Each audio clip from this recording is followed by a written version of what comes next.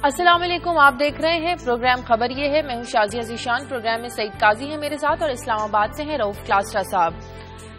नाजरीन, कल कौमी असम्बली में वफाकी वज़ीर दाखिला चौधरी निसार अली खान ने पहली दाखिली सिक्योरिटी पॉलिसी पेश की, लेकिन अफसोस कि हुकूमत और अपोजिशन में इत्तफाक नहीं हो पाया। अपोजिशन के मुताबिक हुकूमत अवहाम का शिकार है, जबकि दूसरी तरफ फौज तालिबान पर हमले करती रहेगी, लेकिन सियासी हुकूमत भी हालात के मुताबिक तालिबान के मुतालिक अपनी गुफ्तगू भी करती रहेगी। अगर देखा जाए तो इन हालात में कन्फ्यूजन के अलावा कुछ भी नहीं है।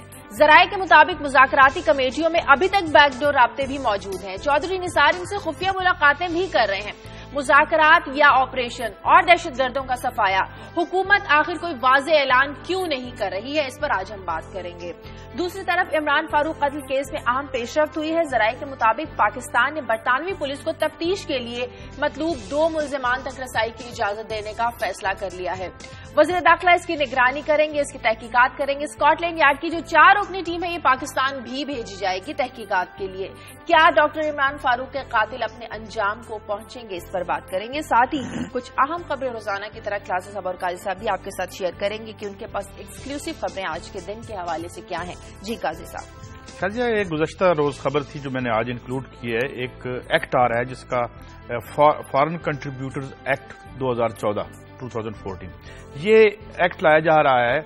ये जो एनजीओज और उनकी फंडिंग है इसको मॉनिटर करने के लिए और रेगुलेट करने के लिए। इस हवाले से हमने पहले भी बात की थी एक जमाने में। सेनेटर तारक अजीम साहब ने असेंबली में ये बात की थी।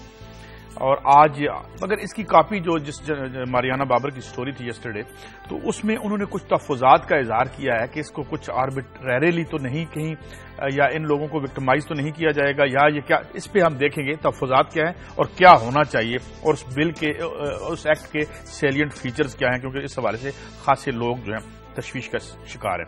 साथ ही जो मेरी दूसरी स्टोरी है वो इससे रिलेटेड है। IDPs जो आ रहे हैं नॉर्थ वजीरिस्तान से, उनकी क्या कैफियत है, कितने लोग आए हैं, कितने बच्चे हैं, कितनी औरतें हैं और कितनी ह्यूमन मिजरी जो है उसका एक आगाज हो गया है। और फिर साथ साथ वो कुछ शिकायतें भी कर रहे हैं कि जो एरियाज उनसे खाली करवाए जा रहे हैं। एक स्टोरी है, इस पर बात करेंगे। और फिर आखिर में बलवाल से हमारे नुमाइंदा होंगे असलम बेग, और देखेंगे वहां भी एक IDP की कहानी है कि कोई नाजायज तजावुज़ात के नाम पे कुछ कच्ची आबादी में क्या हुआ, ये फुटेज दिखाएंगे और ये स्टोरी हमारे साथ मिर्जा असलम बेग शेयर करेंगे। ठीक है, क्लासेस साहब के पास चलते हैं। जी क्लासेस साहब, आप आज क्या शेयर करेंगे? जी शाहजहा, 2 स्टोरीज हैं। एक तो नैब ने एक पुराना केस है उसको दोबारा खोलने का फैसला किया है। उसकी इनिशियल इन्वेस्टिगेशन आज से शुरू हो रही है। ये तवाना पाकिस्तान स्कैंडल जिसमें जुबैदा जलाल और वफाकी सेक्रेटरी थे नईम खां और उनके साथ प्रोजेक्ट डायरेक्टर थे इरफान उल्लाह, इन तमाम को जो क्लीन चिट दी थी नैब के एक अफसर थे जलील खां, तो उनके खिलाफ एक दरखास्त यहां जमा करवाई गई नैब को कि कैसे इन्होंने बड़ी बड़ी मछलियों को छोड़कर जो छोटे छोटे एहलकार थे, PS थे, PA थे, उनके DDR वगैरह थे, उन लोगों को पकड़कर उन्होंने यहां पे जेलों में सजाएं करवाई थी। चेयरमैन नैब ने एक रिपोर्ट मांगी, कमर ज़मान चौधरी साहब ने जो अच्छा स्टेप किया, बड़ी डिटेल से बताएंगे कि ये पाकिस्तान में कैसे इंसाफ का जुल्म किया जाता है और बड़ी मछलियों को छोड़ के आप कैसे छोटे छोटे एहलकारों की जिंदगियां तबाह करते हैं, उन्हें जेलों में डलवाते हैं। नैब का इसमें क्या किरदार रहा है, एक ये स्टोरी है। और दूसरी स्टोरी कराची के हवाले से बड़ी अहम स्टोरी है कि लियारी के हवाले से ये खबरें आ रही थी कि वहां से 720 हिंदू और मसीह घराने थे जिनको रेंजर्स ने कुछ गैंग के लोगों के साथ मिलकर वहां से लियारी से निकलवाया था। अब उस पर एक इंक्वायरी रिपोर्ट मांगी थी सेनेट की स्टैंडिंग कमेटी या ह्यूमन राइट्स के अफसर साहब खट्टक साहब उसको हेड करते हैं। तो रेंजर ने अपनी एक इंक्वायरी रिपोर्ट करके भेजी है सेनेट की कमेटी को, ये जिसमें इन माइनॉरिटीज को लियारी से निकालने के हवाले से उनकी अपनी फाइंडिंग है, उनका अपना पॉइंट ऑफ व्यू है, जवाब है, वो आपके साथ शेयर करेंगे कि उन पर रेंजर्स पर क्या इल्जामात लगे हैं कि 720 घराने जो लियारी से शिफ्ट हुए, पर्टिकुलरली हिंदू और मसीही घराने हैं, और उस पे रेंजर्स का क्या कहना है, तो ये डिटेल्स आपके साथ शेयर करेंगे। ठीक है, लेकिन नाज़रीन सबसे पहले हम बात करेंगे कौमी सलामती पॉलिसी। जब कल कौमी असम्बली में पेश की गई तो अपोजिशन और हुकूमत के दरमियान इत्तफाक नहीं हो पाया। क्लासेस साहब, एक तरफ बैकडोर राब्ते हैं मुज़ाकराती कमेटियों के दरमियान, चौधरी निसार इन कमेटियों के अरकान से खुफिया मुलाकातें भी कर रहे हैं। क्या कन्फ्यूजन है? दूसरी तरफ कौमी सलामती पॉलिसियां भी कौमी असम्बली में पेश की जा रही हैं, तो ये इबहाम क्या है, ये कन्फ्यूजन क्या है? क्या मुज़ाकरात और ऑपरेशन साथ साथ चलेंगे? جی شازیہ، یہ ماسٹرز آف کنفیوژنز ہیں، اس میں کوئی شک نہیں، لارڈز آف کنفیوژن ہے بلکہ میں کہوں گا. آپ نے کہا نا خفیہ ملاقاتیں کر رہے ہیں چودھری نثار صاحب، یہ بہت اچھی خفیہ ملاقاتوں کا چودھری صاحب کو بڑا ایک وسیع تجربہ ہے. میں 2-4 مثالیں بھی ابھی دوں گا، اور وہ یہ ان کا پسندیدہ کھیل ہے کہ خفیہ یہ مذاکرات کیے جائیں، ان لوگوں سے خفیہ طریقے سے ملاقاتیں کی جائیں جن سے ویسے دن کی روشنی میں ملاقاتیں ہو سکتی ہیں. مثلا آپ کو یاد ہوگا جنرل کیانی کے ساتھ شہباز شریف اور چودھری نثار علی خان کی رات کے اندھیرے میں جا کے 2-2 بجے راتوں تک ان کی GHQ میں ملاقاتیں ہوتی تھیں، اور بڑے عرصے بعد اسٹوری اسکینڈل سامنے آیا تھا کہ وہ شہباز شریف کے ساتھ مل کے، اور آؤٹ سائڈ پیپلز پارٹی کی حکومت تھی، ایک اپوزیشن لیڈر ایک پنجاب کا چیف منسٹر، یہ دونوں جا کے جنرل کیانی صاحب سے GHQ میں رات کو ملتے تھے، جس کا حکومتوں کو بھی نہیں پتا ہوتا تھا. اس لیے چودھری صاحب کا یہ خفیہ ملاقاتیں کرنا، اس کا سامنے آنا میرے لیے تو کوئی سرپرائزنگ چیز نہیں ہے، کیونکہ چودھری صاحب کا ٹریک ریکارڈ ہی ایسے ہے، وہ تو اس طرح کی ملاقاتیں کرتے رہتے ہیں. لیکن قوم کو تو صاف صاف بتایا جائے کہ آپ آپریشن کرنا چاہتے ہیں، ساتھ ساتھ آپ ان سے مذاکرات بھی کرنا چاہتے ہیں. قوم کو کیوں کنفیوژن میں رکھا ہوا ہے؟ لوگ وہاں سے ہجرت کر رہے ہیں، ITPs ہیں، ان کو سنبھالنے والا کوئی نہیں ہے. شازیہ جو کنفیوژن یہ کریٹ کر رہے ہیں وہ ان کی ڈیلیبریٹ بھی ہو سکتا ہے، ان کی اسٹریٹجی ہے، جو لگتی بھی ہے اسٹریٹجی ہے کہ سیاسی حکومت یہ کنفیوژن کریٹ کرتی رہے گی. اور جہاں تک فوجی قیادت کے ساتھ ان کی ملاقاتوں کا تعلق ہے، پچھلے دنوں میں کئی ملاقاتیں ہیں. سوری کلاس صاحب، میں آپ کو روک رہا ہوں، یہ میں آپ کی سٹوری کے حوالے سے ان سائڈ بات جاننا چاہتا ہوں کہ اندر جو آج آپ کی سٹوری ہم دیکھ رہے ہیں دنیا ٹی وی پر، اس میں کیا ذرا شیئر کریں گے ناظرین کے ساتھ؟ قائد صاحب، ان کی یہ کل ملاقات ہوئی ہے، یہاں پہ جنرل رحیل آئے تھے اور ان کے ساتھ پوری ان کی ٹیم تھی، DGMO بھی تھے، DGISI بھی تھے، خواجہ آصف بھی تھے، چودھری نثار علی خان صاحب بھی تھے، اور نواز شریف صاحب خود بھی تھے. پہلے تو ان کی آدھا گھنٹہ اپنی ملاقات ہوئی ہے، ان کی نواز شریف صاحب کی اور جنرل رحیل کی ہوئی. اب اس میں کیا باتیں ہوئی ہیں یہ تو صاف ظاہر ہے دونوں بہتر بتا سکتے ہیں کیا انڈرسٹینڈنگ ہوئی. لیکن جہاں پہ جب ان کی براڈر اور بڑا اجلاس ہوا ہے تو اس میں وہاں پہ جو مین ان کے سامنے کنسرنز آئی ہیں، جو کچھ ہمارے سورسز ہمیں بتا رہے ہیں کہ فوجی قیادت یہ چاہتی ہے، جو میرا خیال اس کے پاس ریزنز بھی ہیں، لاجک بھی ہیں، کہ نواز شریف صاحب نے یہ بیان دیا تھا کہ طالبان کو غیر مشروط طور پر سیز فائر کرنا چاہیے. اپریہنشن یہ آ رہی ہے کہ آپ کو سیز فائر کی نہیں بات کرنی چاہیے، آپ کو طالبان کو سرنڈر کی بات کرنی چاہیے. سیز فائر کیا چیز ہوتی ہے؟ وہ سیز فائر کر دیتے ہیں، وہ ٹھیک ہے، فیئر انف، آج کے بعد ہم کاروائیاں نہیں کرتے. 6 مہینے میں اپنے آپ کو ری گروپ کرتے ہیں، ریکروٹ کرتے ہیں، پھر مال پیسہ اکٹھا کر کے حکومت پاکستان. بریک کے بعد واپس آئیں گے تو ہم اس پر بھی بات کریں کہ اگر آپریشن کرتے ہیں، اور اب تو آپریشن بند کرنے کی آخر شرائط کیا ہوں گی، کن شرائط پر آپریشن بند کیا جائے گا، اس پر بات کریں گے ایک بریک کے بعد.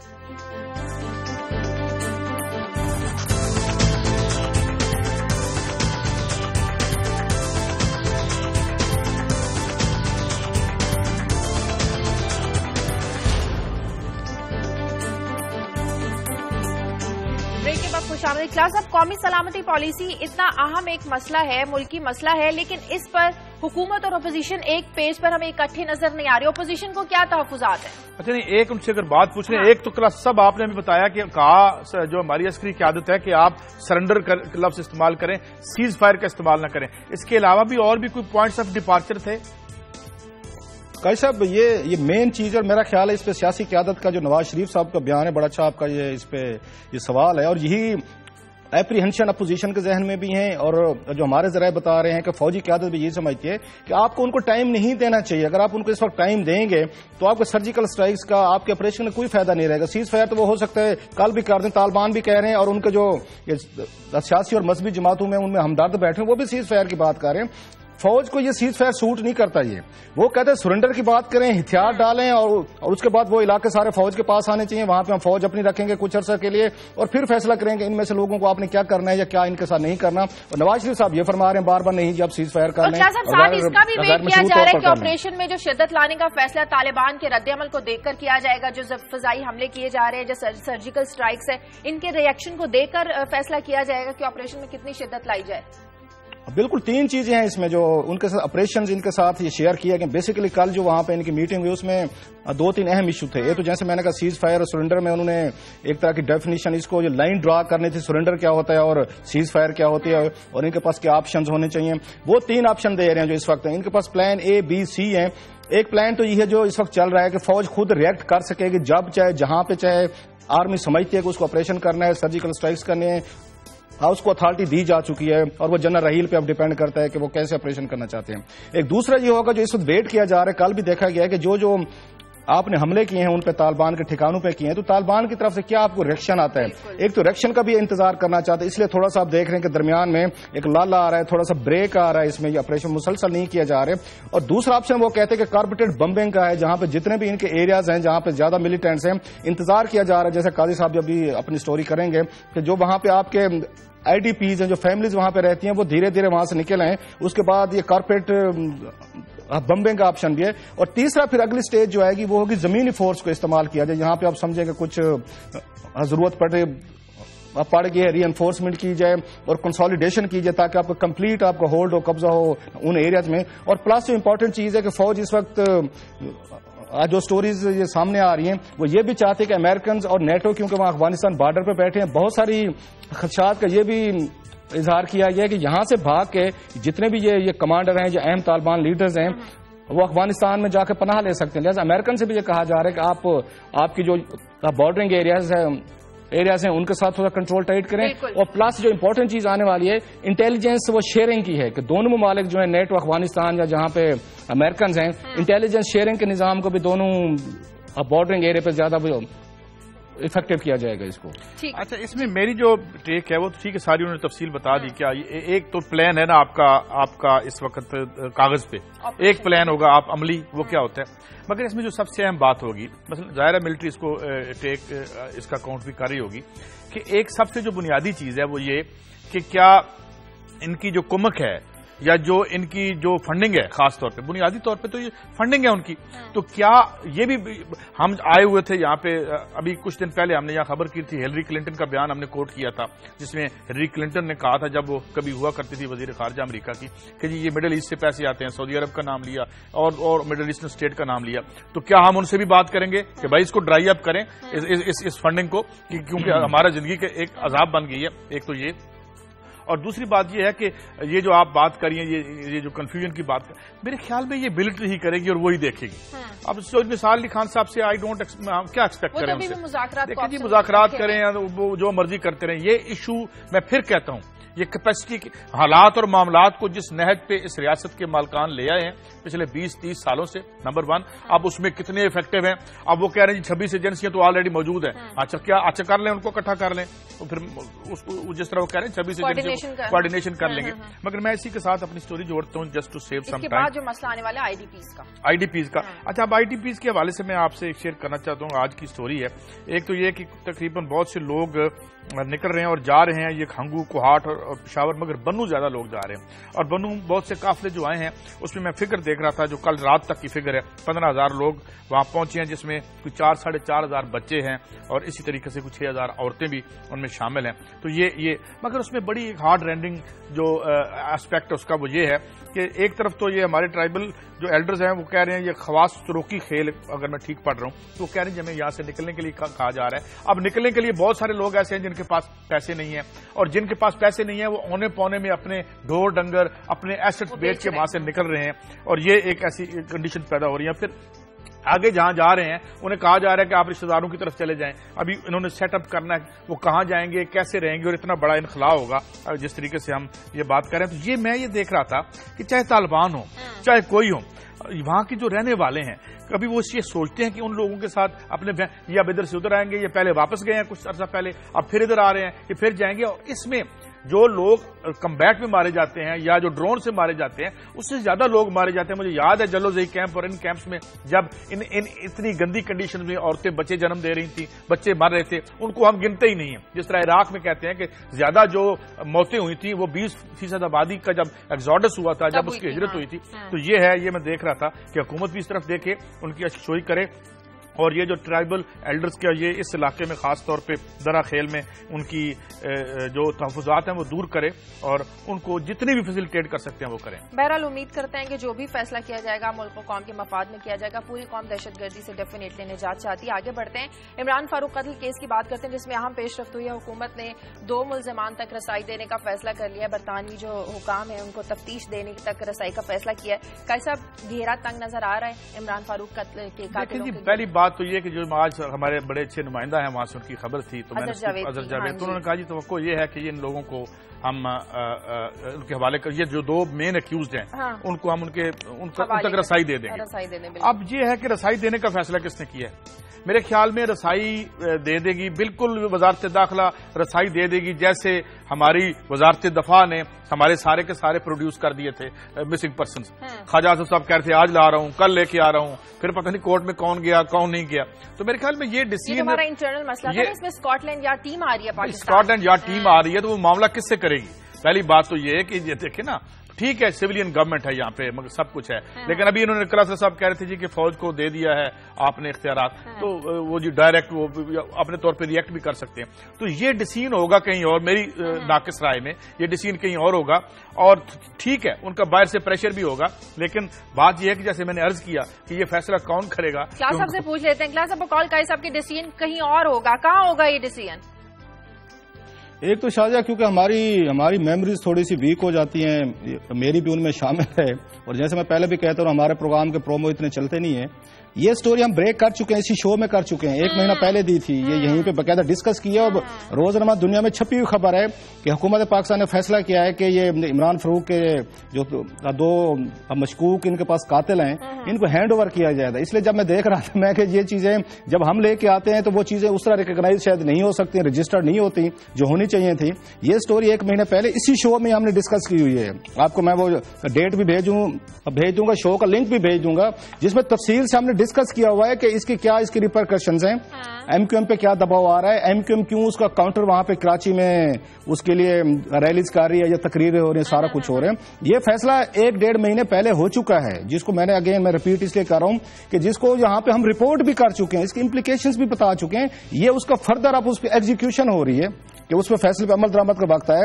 لیکن جیسے قائد صاحب کہہ رہے تھے یہ بڑا انتہائی اہم فیصلہ ہوگا یہ حکومت پاکستان کے لیے، اور مسلسل آپ نے دیکھا ہوگا الطاف حسین صاحب جو ہیں وہ کراچی میں ان کے ٹیلی فونک ان کے خطاب جو ہیں، ریلیز ہیں، مارچز ہیں، ان کی پیس بھی بڑھ گیا، ان کا ٹیمپو بھی بڑھ گیا، کیونکہ یہ خطرات میرا خیال ان کو بھی نظر آنا شروع ہو گئے. لہذا لاسٹلی جو انہوں نے ایک اپنا یہ کارڈ کھیلا ہے الطاف حسین صاحب نے، انہوں نے کہا جی فوج ٹیک اوور کر لیں، کیونکہ جو یہ فوج ٹیک اوور کر لیں، اس سے یہ لگتا ہے کہ ان کا پولیٹیکل حکومت سے بات بن نہیں رہی. نواز شریف صاحب جو چودھری نثار علی خان صاحب جو ہیں وہ ان کے لیے رحمان ملک بننے کو تیار نہیں ہے. نفسیاتی بڑھاؤ بنانے کا ایک طریقہ ہو سکتا ہے ٹیکٹس یوز کرنا. کلاسر صاحب رات کو جتنے ٹاک شوز ہوئے جس میں ایم کیو ایم کے جو ویٹرن لیڈرز تھے وہ بیٹھے ہوئے تھے اور مسلم لیگ نون کے میں بار بار دیکھتا رہا، تو ان کی جو ٹون اور باڈی لینگویج تھی وہ بھی کچھ زیادہ گڈ اومن نہیں لگ رہی تھی اس معاملے میں، اور زیادہ وہ ٹکراؤ کی کیفیت ہمیں نظر آ رہی تھی ان میں. صحیح، مجھے کالر بھی لینے دیں. راولپنڈی سے کالر ہیں علی. ہیلو جی السلام علیکم. جی وعلیکم السلام. میڈم میں علی بول رہا ہوں جی. ایسا ہے کہ ہم ایک اوقاف میں ڈیلی ویجز سے ملازم میں رکھے ہیں، عرصہ 20 سال سے بیٹھے ہوئے ہیں، اور انہوں نے ہمیں ابھی تک کنٹریکٹ بھی نہیں کیا، اور ہماری جو پے ہے ٹوٹل 8,500 روپیہ بنتی ہے اگر اتوار نکال دے تو کائنڈلی اس بارے میں ذرا ٹھیک ہے.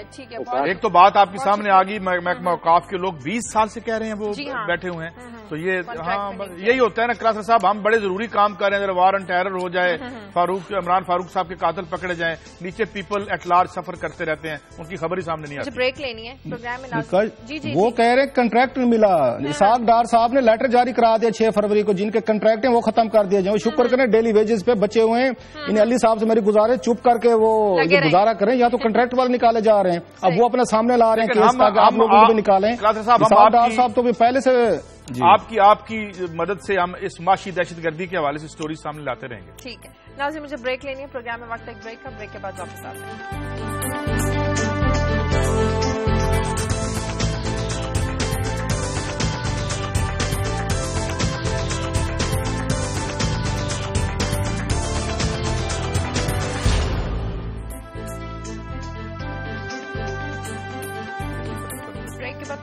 لیتے جی کا صاحب NGOs کے حوالے سے کیا قانون سازی کی جا رہی ہے؟ یہ بڑے عرصے سے تھا اور آج میں دیکھ رہا تھا خبر یسٹرڈے کہ یہ فارن کنٹریبیوٹرز ایکٹ 2014 آ رہا ہے. اب اس کے کچھ سیلینٹ فیچرز سامنے آئے ہیں جس میں انہوں نے کہا جی کہ ہم جو گارنٹی ہے جس کو گرانٹ ملی ہے ہم دیکھیں گے وہ پیسے ٹھیک طریقے سے خرچ کر رہا ہے یا نہیں کر رہا. اور اچھا اب اس میں کچھ لوگوں کے تحفظات بھی ہیں اور کچھ ہم یہ جانتے ہیں کہ یہ ایک متنازع ایشو بھی ہے NGOs کا, یہاں پہ انٹرنیشنل NGOs کا بھی معاملہ ہے. اچھا اس میں ایک جو ان کا جائز بات ہے جو وہ کہہ رہے ہیں وہ یہ جس میں میں پڑھ رہا تھا کہ جی the grantee shall not engage in propagation of sedition or advocate violent methods to achieve his ends. یہ جب مارشل لا میں قانون بنتے تھے نا, قومی سلامتی کے خلاف اگر کسی نے کیا, وہ ایک آربیٹری سی ٹرم ہوتی ہے, تو ایسے لوگوں کو گرفت میں لانے کے لیے یہ نہ ڈالے. اور پھر ساتھ اس میں یہ بتایا گیا کہ اب فیڈرل گورنمنٹ کے ساتھ آپ کو رجسٹریشن کروانی پڑے گی اور منسٹری آف انٹیریئر جو ہے وہ آپ کو مانیٹر ریگولیٹ یعنی انٹیلیجنس ایجنسیز جو ہیں وہ آپ, اس میں ایسی چیزیں نہیں ہونی چاہیے کہ جس میں ہمیں یہ لگے کہ جناب اگر کوئی نیچے ان فنڈز کو 2 نمبر استعمال کر رہا ہے تو ایجنسی والے جیسے ضیاء الحق صاحب اسلامی قوانین بنا دیے اور تھانوں میں ریٹ بڑھ گئے, تو یہ کام نہ کریں. ہاں یہ ضرور دیکھیں کہ اس میں تھوڑی سی جو میری ریزرویشنز ہے وہ یہ ہیں. ایک سٹوری میں گارڈین کی دیکھ رہا تھا کہ جو بڑے بڑے تھنک ٹینکس ہیں یورپ میں اور امریکہ میں, ان کو بڑے بڑے جو ویسٹڈ انٹرسٹ ہیں وہ فنڈ کرتے ہیں. مثال کے طور پہ یہاں پہ جب انہوں نے پرائیویٹائزیشن کروانی تھی تو یہاں پہ سیمینار شروع ہو جاتے ہیں اور بڑے کوٹ ٹائی لگا کے بیٹھ جاتے ہیں اور اس کے پرائیویٹائزیشن کے فضائل کیا ہیں, اور یہ واردات جو ہے اس کو روکا جائے. یا سیکنڈلی یہ دیکھا جائے ہیومن رائٹس کی ہر جگہ کھلی ہوئی ہے. ہیومن رائٹس کو پیٹ, صحت, علاج اور مکان سے کاٹ کے کون سی ہیومن رائٹس ہوتے ہیں بھائی؟ یہاں پہ سوائے طاہرہ عبداللہ کے, جن کو میں نے سنا ہے, جن ٹی وی پہ بیٹھ کے کہا ہے کہ جو پاورٹی ہے, جو غربت ہے, وہ ڈینائل آف ہیومن رائٹس ہے. یہ ایشوز ہمیں دیکھنے چاہیے ان کا. اور پھر ساتھ میں یہ بھی کہوں گا یہ جو PPF ہے, یہ کیا ہے, poverty Pakistan poverty alleviation fund, یہ کن کو پیسے دیتے ہیں, یہ کہاں پاورٹی ختم ہوئی ہے, یہ دیکھا جائے, نہ کہ کسی کی عام ٹوسٹنگ کی جائے یا غلط طور پہ جو ہے اس کو.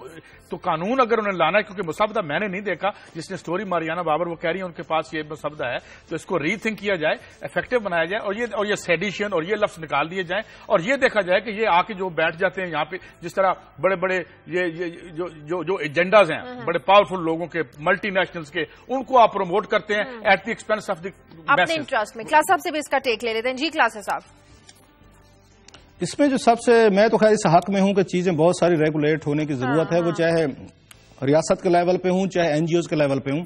NGOs کا بھی یہ کہنے کہ ریاست کون سی خود بڑی, وہ کہہ سکتے ٹرانسپیرنٹ ہے, بہت افیکٹو ہے, اپنے فنڈز یا اپنی جو ایکٹیویٹیز کو مانیٹر کرتے کہ ہماری کر سکے. مثلا اب وزارت داخلہ ان کو مانیٹر کرے گی, وزارت داخلہ کی کاروائی سن لیں, ہم کرتے بھی رہتے ہیں ٹی وی شوز میں جہاں پہ بیٹھ کے بات بھی کرتے ہیں. انہوں نے سرکاری پاسپورٹس کو انہوں نے مانیٹر کر لیا تھا.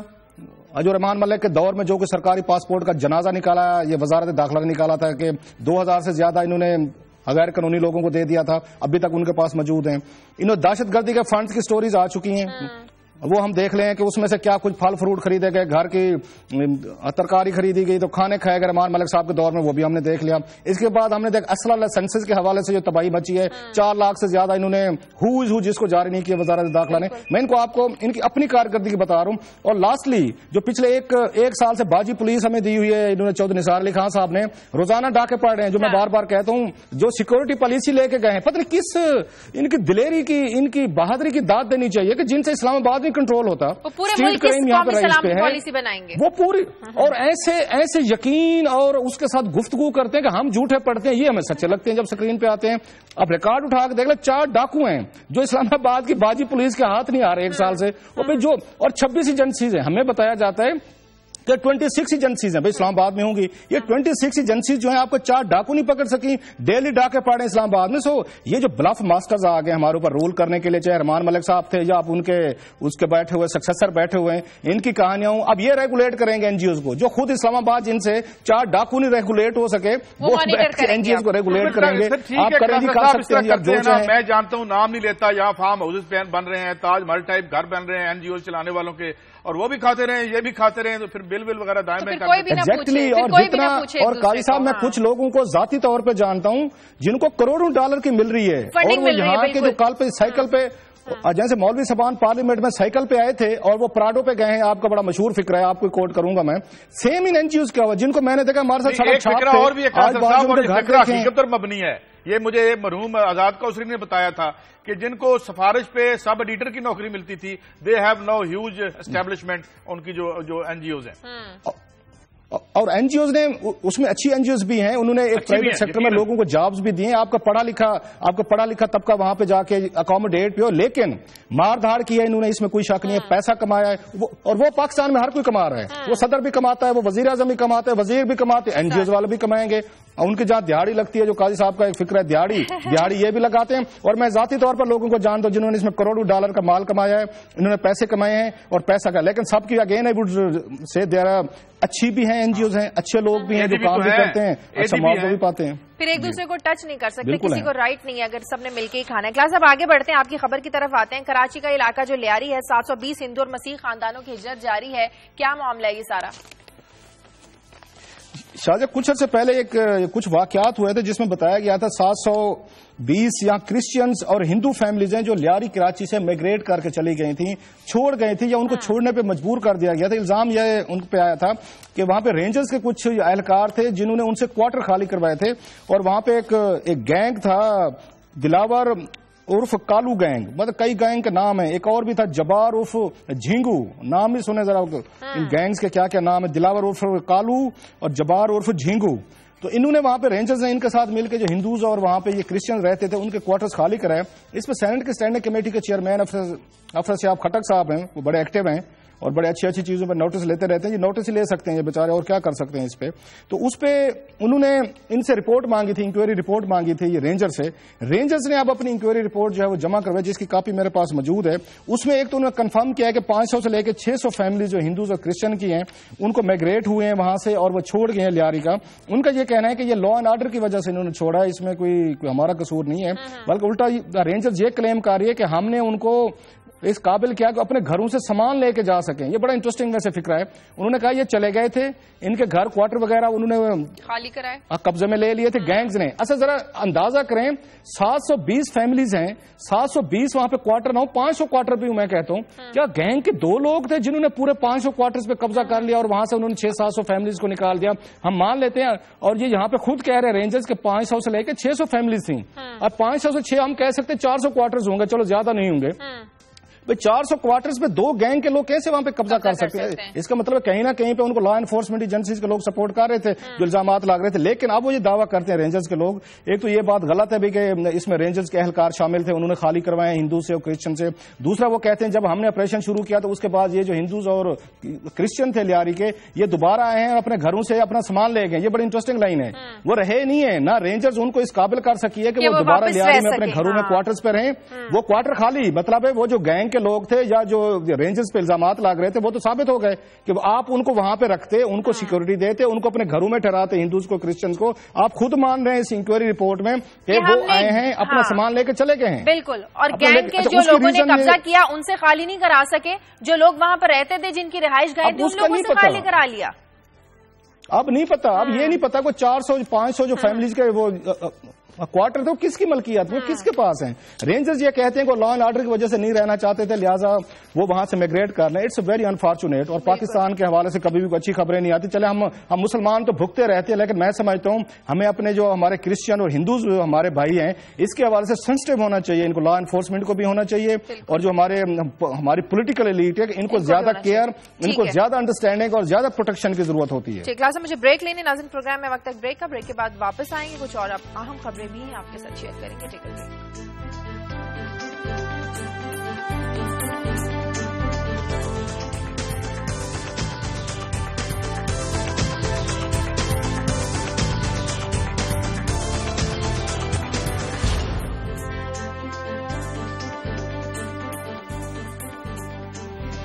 خوش آمدید جی. کیسے آپ کی خبر کی طرف آتے ہیں؟ یہ خبر تو ہمارے بلوال سے ہمارے نمائندے کی ہے، مگر اس سے پہلے کہ میں خبر کی طرف آؤں مجھے امداد حمدانی کا ایک شعر یاد آ رہا ہے کہ تیری سنگین فصیلوں کو تو جنبش تک نہیں آئی، ہوائیں لے اڑی جن کو وہ اپنے جھونپڑے ہوں گے. تو ایک جھونپڑا گرا ہے کہیں، کوئی ممکن ہے قانونی طور پہ گرا یا غیر قانونی طور پہ. 30 سال سے وہاں مقیم تھے اور ہمارے ساتھ ہوں گے اسلم بیگ بلوال سے. اسلم بیگ پہلے تو ہمیں یہ بتائیے اور فوٹیج دکھائیے کہ یہ کیا لوگ تھے، کون لوگ تھے، کب تک بیٹھے ہوئے ہیں اور ایک دم سے ان کا گھر کیوں گرا دیا گیا؟ صاحب یہ الفضل ٹاؤن کا علاقہ شہر سے باہر ہے. یہ لوگ عرصہ 30-35 سال سے اس جگہ پر مقیم ہے. یہ علاقہ کچی آبادی میں شمار کیا جاتا ہے. یہ لوگ 2 مرلے میں 5 گھرانے رہائش پذیر ہے. یہاں پر نہ تو کوئی ان کو ٹریفک جام ہوتی ہے اور نہ ہی کوئی ٹریفک کی روک ٹھوک ہے، نہ ٹریفک چلتی ہے. بلوال کی اے سی صاحبہ نے نہ تو ان کو کوئی تحریری نوٹس دیا اور نہ ہی ان کو سامان نکالنے کی اجازت دی. کرین لے کر ان کے مکان گرا دیے ہیں. نوجوان بچیاں، بوڑھے بچے اور خواتین رات بھر بارش اور سردی میں کھلے آسمان کے نیچے بیٹھے رہے ہیں کہ کوئی اس انتظار میں کہ کوئی مسیح آئے گا اور ہماری امداد کرے گا. 30 سال سے کسی بھی افسر نے ان کو نہیں چھیڑا. چاہیے تو یہ تھا کہ اے سی صاحبہ کالج روڈ، امین بازار، ریلوے مین کا گیٹ، اسٹیڈیم، لیاقت شہری روڈ پر پختہ تجاوزات پر آپریشن کرتی، لیکن ادھر نہیں کیا گیا کیونکہ اسکول کے ٹائم پر بچیوں کو کالج روڈ اتنا کل سب سکڑتا جا رہا ہے کہ اسکول کے ٹائم بچیوں کو ٹریفک میں آنے جانے میں اتنی مشکلات ہوتی ہے کہ بر وقت اسکول نہیں پہنچ سکتی.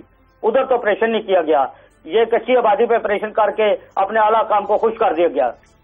کل صاحب آپ نے بات کرنے کی کوشش کی کسی سے اس حوالے سے؟ میں نے اسسٹنٹ کمشنر سے، اے سی صاحب سے بات کرنے کی کوشش کی ہے. انہوں نے اپنا موقف دینے سے انکار کر دیا ہے. یہ میں نے نہیں، کل صاحب یہ میڈم اسی اسسٹنٹ کمشنر زانیہ مائیو یہ نہ تو انجمن تاجران سے ملتی ہے نہ کسی فرد سے ملتی ہے. بھائی یہ اپنے آفس میں ملتی ہے. جب بھی کوئی جاتا ہے وہ کہتی ہے میرے پی اے سے مل لیں. تو یہ عوامی سیٹ ہے. عوام کے مسائل حل کرنے کے بجائے عوام کو مشکلات میں ڈالا جا رہا ہے. اچھا، یہ زمین جو تھی یہ بھی بتا دیں کہ یہ لوگ 30 سال سے تو بیٹھے تھے، تو یہ زمین سرکار کی ہے بنیادی طور پہ؟ بنیادی طور پہ یہ سرکار کی ہے، لیکن یہ کچی آبادی میں آتی ہے. جبکہ وزیر اعلیٰ پنجاب کا حکم ہے کہ ہم لوگوں کو آشیانے بنا کے دیں گے، گھر بنا کے دیں گے، لیکن یہ واحد ہے جنہوں نے گھر گرانے شروع کر دیے ہیں. یہ غریب لوگ ہیں، ہینڈ ٹو ماؤتھ ہے. یہ دیکھیں، آپ فوٹیج میں دیکھ سکتے ہیں کہ یہ کیسے کھلے سامان کے نیچے بیٹھے ہیں. ان کا سامان بکھر چکا ہے. یہ ان کی کوئی بہت شکریہ مرزا اسلم. دیکھیں، یہ سی ایم صاحب کا بیان موجود ہے کہ جی کچی آبادیوں کو مالکانہ حقوق دیں گے، تو یہ ہم انٹرنلی ان کو بھی ڈسپلیس کر رہے ہیں. تو بہرحال چلتے ہیں آگے. قاضی صاحب نے آگے نہ بڑھیں، ذرا تھوڑا سا بڑا. میرا خیال اسلم بیگ صاحب کو پہلے تو میں اپریشیٹ کرتا ہوں کہ اس نے چلڈرن آف لیسر گارڈ کی سٹوری لے کے آئے ہیں. ایک تو بڑا انہوں نے نیک کام کیا اسلم بیگ صاحب نے، مسٹ اپریشیٹ ہم. اور مجھے اپنے خادم اعلیٰ صاحب کے 2 قول یاد آ رہے ہیں. ایک حبیب جالب صاحب کی وہ نظمیں پڑھتے تھے، بڑے اس اہتمام سے پڑھتے تھے کہ نہیں مانتا اس کیا ہے پورا کیسے آپ کو یاد رہتے، شعر و شاعری میرا فیلڈ نہیں ہے، نہیں مانتا اس دستور کو. بغاوت کی نظمیں پڑھتے تھے. اب ایک نظم ان پہ بھی لکھ لیں شہباز شریف صاحب، وہ نہیں لکھ سکتے تو میرے جیسے کوئی 2 جب تبلچی ہوں گے ان کو کہیں وہ لکھ کے دے دیں، ان پہ وہ کوئی مرثیہ پڑھ دیں. پلس آپ کو یاد ہوگا یہ فرماتے تھے خاتم اعلیٰ کہ اگر حضرت عمر کی یہ مثال دیتے کہ فرات کے کنارے بھی اگر وہاں پہ کتا بھوکا مر گیا تو اس کا جواب دے ہوگی. ذرا بچوں کو دیکھیں تو صرف فوٹیج میں. اب جو میرے لیے قاضی صاحب سب سے بڑی بات ہے، اس اسسٹنٹ کمشنر صاحبہ کو داد دیں. ہم سمجھتے تھے خواتین کے دل میں بڑا سافٹ کارنر، یہ سافٹ کارنر ہوتے ہیں آپ کے لیے. آپ نے کوئی ریپلیسمنٹ ان کے لیے کی ہے، آپ نے ان کے لیے کچھ وہاں پہ بیٹھ کے بات چیت کی ہے؟ سب سے بڑی بات نوٹس دیں کہ اگر اس طرح کرنا ہی تھا تو پہلے نوٹس دیتے. نوٹس بھی دیں. شازیہ انہوں نے خود جو انہوں نے یہ میسو کرپشن کی ہوئی ایم این ایز نے، انہوں نے لینڈ گریبر جو ملک کو لوٹ کے کھاتے ہیں بیٹھ کے. یہ خاتم اعلیٰ کا پنجاب ہے، صرف لاہور کو آپ نے پنجاب سمجھ لیا ہے. اور موسٹ امپورٹنٹلی مجھے سب سے بڑا جو خوف آ رہا ہے ان بچوں پہ آ رہا ہے جو بیٹھے ہوئے ہیں، ان پہ کیا سائیکولوجیکل امپیکٹ ہوتا ہے. مطلب ان کا تو دیکھیں، جن کے ایک آئے بلڈوزر آئے گھر گرا کے چلا گیا، ذرا ان کا سائیکولوجیکل امپیکٹ تو دیکھیں. ساری عمر کے لیے آپ نے بچوں کو ڈیمیج کیا ہے، خواتین کو کیا ہے. اسسٹنٹ کمشنر صاحبہ کو کوئی تھوڑا سا میرا خیال ہے اگر اللہ نے آپ کو یہ ماسٹر کرنے کی توفیق دی ہے، ایسی لگ بھی گئی اگر بد قسمتی اس قوم کی اور بھوال کے لوگوں کی، اتنا تو آپ کو خیال کرنا چاہیے. کسی کا گھر گرانے سے پہلے چاہے غیر قانونی بھی بنا ہوا ہے ان کو ریپلیسمنٹ دیں. اسلام آباد میں 180 یہاں پہ غیر قانونی مدرسے بنے ہوئے ہیں. کسی کو ضرورت ہے جا کے ان کو ٹچ کر کے دکھائے. 16,000 وہاں پہ اسٹوڈنٹ بیٹھا ہوا ہے. آپ نے غریب لوگوں پہ جا کے بلڈوزر پھیر دیا اور پھیر دیا. عام طور پہ خاتم اعلیٰ صاحب قانون غیر متحرک رہتا ہے. جب غریب آدمی سامنے آتا ہے پھر قانون متحرک ہوتا ہے، ورنہ سویا رہتا ہے. یہ ظلم کی حد ہے. اور اسی وجہ سے اگر یہ سمجھتے ہیں کہ ان کا کوئی حساب کتاب کبھی کسی دن ہونا ہے یا انہوں نے سمجھا ہے کبھی انہوں نے مرنا ہی نہیں ہے، یہ حساب کتاب ہی کافی ہے ان لوگوں کو میرا خیال خدا کے سامنے جواب دے کرنے کے لیے. آپ نے چھوٹے بچوں پہ جا کے بلڈوزر پھیرا ہے اور اس ملک میں پھیرا ہے جہاں پہ سوشل سیفٹی نیٹ ورکس بھی نہیں ہے. اب یہ کہاں پہ جائیں گے سارے کے سارے لوگ ہیں، اس کی کوئی ریپلیسمنٹ نہیں ہے. میں یہ پنجاب حکومت سے ریکویسٹ بھی کروں گا، جو ہماری ڈیمانڈ بھی ہے کہ برطرف کریں آپ اس اسسٹنٹ کمشنر کو جس نے یہ نہیں دیکھا کہ چھوٹے بچے ہیں، فیملیز ہیں، بات سننے کو تیار نہیں، کسی سے ملنے کو تیار نہیں. رہنے کے لیے متبادل جگہ دی جائے، نوٹس کے ساتھ ساتھ انہیں ایڈجسٹ کیا جائے، انہیں جگہ دی جائے، انہیں گھر دیے جائے رہنے کے لیے. And she is not fit to be assistant commissioner. جس کے دل میں یہ کیئر نہیں ہے children of the lesser god کے لیے, ان کو پہلے ریپلیسمنٹ دینی چاہیے تھی. یہ بھی اس ملک کے شہری ہیں جو 700 روپیہ ملا ہے پنجاب کو, اس میں سے ان لوگوں کا بھی حصہ ہے. آپ ان کو قانونی شکل دیں, ان لوگوں کو وہاں پہ گھر بنا کے دیں. صحیح, چلیں آگے بڑھتے ہیں. وقت کام ہے, آپ کی سٹوری کی طرف آتے ہیں. اس سٹوری میں اسلم بیگ صاحب کی سٹوری نے دل توڑ دیا. یقین کریں اب آگے والی سٹوری کرنے کو جی نہیں چاہ رہا ہے ان بچوں کو صبح صبح دیکھ کے کہ یہ حالت ہے ان کی. ہم اپنے گھروں میں بڑے کمفرٹبل بیٹھے ہوئے ہیں اور ایسے لوگ بھی ہیں جن کے سر پہ چھت بھی تھی. آپ چھت نہیں دے سکتے, نہ دے لوگوں کے گھروں سے, آپ اوپر چھتیں تو نہ چھینے اتنے چھوٹے چھوٹے بچوں کو, اتنا تو نہ کریں. اور سب سے دکھ مجھے اسسٹنٹ کمشنر کا ہو رہا ہے جس کو انہوں نے وہاں پہ بٹھا دیا ہے, اس کو پنش ہونی چاہیے اس پہ. اگر ان میں یہ خاتم اعلیٰ جو حبیب جالب کی نظمیں پڑھتے تھے اور بغاوت کی کہانیاں سناتے تھے. بہرحال میں سٹوری پہ آ رہا ہوں اس پہ کہ نیب نے ایک بڑا اچھا انیشیٹو لیا. ایک سکینڈل آیا تھا توانا پاکستان کچھ عرصہ پہلے جس میں زبیدہ جلال اور وفاقی سیکرٹری تھے نعیم خان تھے اس وقت کے سوشل ویلفیئر کے, ان کے ساتھ ایک عرفان اللہ خان صاحب تھے. تو ایک کروڑوں روپے کا توانا پاکستان کا سکینڈل آیا تو نیب کے ذمہ لگایا گیا تھا آپ کو انویسٹیگیٹ کریں. ایڈیٹر جنرل پاکستان نے بھی اس پہ بہت ساری فائنڈنگ دی تھی. ایک ایف آئی اے سے ایک افسر آئے تھے جلیل خان صاحب, ان کو اپوائنٹ کیا گیا کہ آپ یہاں پہ بیٹھیں اور اس کو انویسٹیگیٹ کریں. تو داد دیں ان کو جلیل خان صاحب کیونکہ مصروف نے زبیدہ جلال کو بھی چھوڑ دیا, ان کے سیکرٹری جو تھے اس وقت کے وفاقی سیکرٹری نعیم اللہ خان صاحب کو بھی چھوڑ دیا, عرفان اللہ خان کو بھی چھوڑ دیا, شاہجہاں مغیث صاحبان تھی ایک وہاں پہ سرکاری افسر جن پہ براہ راست الزامات آ رہے تھے, ان کو چھوڑ دیا. ان کے پی ایس, ان کے پی اے, ان کے ڈی ڈی آر, کوئی ڈرائیور, چھوٹے موٹے ان لوگوں کو پکڑ کے ان کو سزائیں دلوائی ہیں. اور جو ظلم کی داستان ایک لکھی گئی ہے جو میں نے روزنامہ دنیا میں بڑی ایک تفصیل سے انویسٹیگیٹو سٹوری کی ہے کہ نیب چیئرمین قمر زمان چودھری صاحب کے پاس ایک اپلیکیشن کی ہے جس میں انکشافات کیے گئے ہیں کہ جلیل خان نے کیسے اپنی پاور کو ابیوز کرتے ہوئے انہوں نے جا کے بڑے بڑے لوگوں کو بگ مچ یہ جو مگر مچ تھے ان کو کلین چٹس دیے, اور چھوٹا عملہ جو سٹاف تھا جو پی اے سپورٹنگ سٹاف ہوتا ہے جو 16ویں گریڈ میں 15 گریڈ میں ان کو سزائیں دی گئی. الزام یہ لگا کہ آپ لوگوں نے کروڑوں روپے ایڈوانسز دیے تھے. اور قاضی صاحب یہ کبھی بھی یہ جو آپ کا پی ایس ہے یا پی اے ہے یا یہ جو لوگ ہیں یہ کروڑ روپے کا ایڈوانسز نہیں دے سکتے. ان کی اتھارٹی جو ہوتی ہے یہ وزیر سے ہوتی ہے یا سیکرٹری سے ہوتی ہے یا پروجیکٹ ڈائریکٹر یا دوسرے لوگ ہیں. انہوں نے کہا جی نہیں یہ آپ کا قصور ہے, ہمارے پاس ان کے خلاف تو کوئی الزامات نہیں ہے, آپ مہربانی کریں اور ہمارے ساتھ جیلوں میں چلیں. اب انہوں نے انکوائری آرڈر کی ہے اور اس میں میرا خیال پرٹیکولر جو بلڈن آ رہا ہے سب سے زیادہ جو انکشافات ہو رہے ہیں کہ صدر زرداری صاحب کو جب ووٹ چاہیے تھا صدارت کے الیکشن کے لیے تو زبیدہ جلال صاحب اس وقت ایم این اے تھی, ایک ووٹ لینے کے لیے اس اسکینڈل میں تمام بڑے لوگوں کو چھوڑا گیا ہے. اور جو ان کا سٹاف تھا جو ان کے نیچے کام کرتا تھا ان کو جیلیں کروائی گئی ہیں. ایک بڑی لمبی ڈیٹیل ہے کہ کیسے کسی نے کوئی ڈرائیور گیا ہے اس کو اگر میں نے اپنے ڈرائیور کو چیک دیا کہ جہاں جمع کروا کے ہیں یا کسی ڈی ٹی آر نے ریلیزز کیے ہیں ان کے کہنے پہ ان کو بھی گرفتار کیا گیا ہے کہ آپ چیک لے کے آئے تھے کیونکہ بینک سے آپ نے وصولی کی تھی, آپ ذمہ دار ہیں. ایسے ہی انہوں نے یہ دودھ کی کمپنی تھی جس کو 16 کروڑ روپے کے قریب ایڈوانس دیے گئے تھے, ان کی مجھے شکایات ہیں کہ نیب نے کیسے 2 نمبری کر کے آرم ٹوسٹنگ کر کے دھمکیاں دے کے تھریٹس کر کے ان سے 16 کروڑ لیے. اور وہ زبیدہ جلال کے خلاف ثبوت دینے کو تیار تھے لیکن جلیل خان صاحب نے ثبوت لینے سے انکار کیا. انہوں نے کہا پیسہ دیں, نوٹ دکھائیں, میرا موڈ بنے. تو اب ایک نیا ٹرینڈ سیٹ کیا ہے قمر زمان چودھری صاحب نے کہ اپنے ہی نیب کے افسران کے خلاف انہوں نے انکوائری سے پہلے ایک رپورٹ مانگی ہے. اور میں امید کرتا ہوں کرنل صبح صادق صاحب بیٹھے ہیں اور ڈی جی وہاں پہ ہیں اس کے نیب راول پنڈی کے کہ وہ اس کو فیئر اس کو ٹریٹمنٹ کریں گے. یہ نہیں کریں گے پیٹی بھائی والا کنسیپٹ. ہم صحافی اپنے بھائیوں کو بچاتے ہیں, پولیس والے اپنے کو بچاتے ہیں, یہ جو وہ آپ کے دوسرے انویسٹیگیٹو ایجنسی ہے وہ بچاتی ہیں. بہت بھاری ثبوت ہے جو میرے پاس ڈاکومنٹس موجود ہیں جو نیب کے چیئرمین کو بھیجی گئی تھیں ان کے پاس موجود ہیں کہ کیسے جلیل خان صاحب نے اپنی پاور کو ابیوز کرتے ہوئے مظلوم اور چھوٹے لوگوں کو جیلیں کروائی ہیں اور بڑے لوگوں کو کلین چٹ کے لے کے دیے. ایک نیا ٹرینڈ ہے, ایک نئی میرا خیال ہے یہاں پہ ڈیولپمنٹ ہو رہی ہے. انصاف ملے گا مظلوموں کو, انصاف ملے نہ ملے شاہجہاں بہو جو قاضی صاحب بات کریں ہمارا کام ہے کہ ہم ڈگ بچاتے رہیں, ہم بیٹھ کے اپنا جو ہمارا ایک ہے کام ہے ہم کرتے رہیں گے, ہم اس وسل بلوور کا کام کرتے رہیں گے. باقی لوگوں نے آپ کو کہا ابھی دیکھا نا آپ نے وہاں پہ بھوال میں یہ بڑے بڑے افسران یہ غریب لوگوں کے لیے بنے ہوئے ہیں. مطلب امیر کے پاورفل کے پیروں میں پڑتے ہیں, ان سے خوفزدہ ہوتے ہیں, فیورز لیتے ہیں. جو ان کے ہاتھ غریب چڑھ جائے جیسے جلیل خان کے ہاتھ غریب چڑھ گئے تھے, یہاں پہ پی ایس چڑھ گیا, ڈرائیور چڑھ گیا, وہاں پہ ڈی ٹی آر چڑھ گیا, وینڈر چڑھ گیا, بلوال کی ایسی صاحبہ کے ہاتھ وہ غریب لوگ چڑھ گئے. آج کے دن ایک بات میں ایڈ کرنا چاہتا ہوں کہ جب میں یہاں آرٹیکل آئین کی آرٹیکلز کو میں کرتا رہا کہ مکان دینا ریاست کی ذمہ داری ہے, وہ تو ہم پوری کر نہیں سکتے.